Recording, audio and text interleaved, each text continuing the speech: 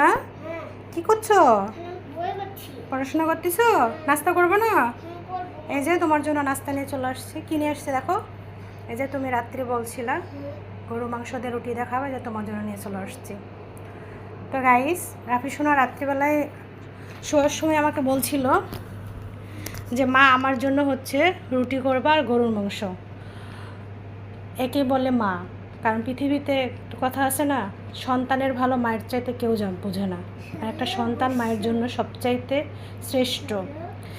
সন্তানের ভালো মন্দ সব কিছু তার মা ছাড়া কেউ ভালো বোঝে না। আমার সন্তান আমাকে রাত্রে বলছিল যে মা আমার জন্য রুটি আর গরুর মাংস করবে। সে কিন্তু ছোটো মানুষ, কিন্তু তারপর তার মুখের টেস্টটা সে কিন্তু বুঝে। আমিও তার ব্যতিক্রম না। এই তো আমার যতই কষ্ট হোক, এত গরম, প্রচণ্ড গরম, তারপর যে আমি সকাল সকাল উঠে আমার রাফি সোনার জন্য রুটি করছে আর গরুর মাংস। রাফি সোনা এখন খাবে, সেটাই আমার জন্য অনেক শান্তির। রাফি সোনা আসো, খাওয়া দিই। বই রেখে দাও এখন বাবা। হ্যাঁ রেখে দাও, আমি খাওয়াই দিই, বসো। তো এই তো আমার সন্তান এখন খাবে।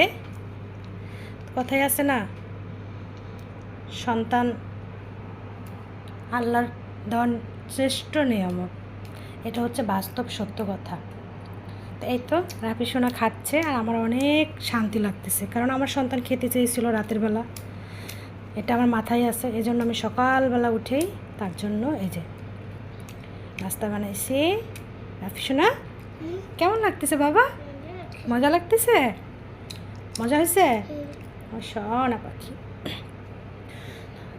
তো এই কথাগুলো কেন বললাম, যারা সন্তানের মা আছেন তারা অবশ্যই বুঝবেন যে একটা মায়ের একটা সন্তানের প্রতি অনুভূতিটা কী।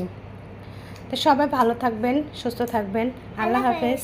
আল্লাহ হাফেজ দিয়ে দাও, আর দেখা হবে নেক্সট ভিডিওতে।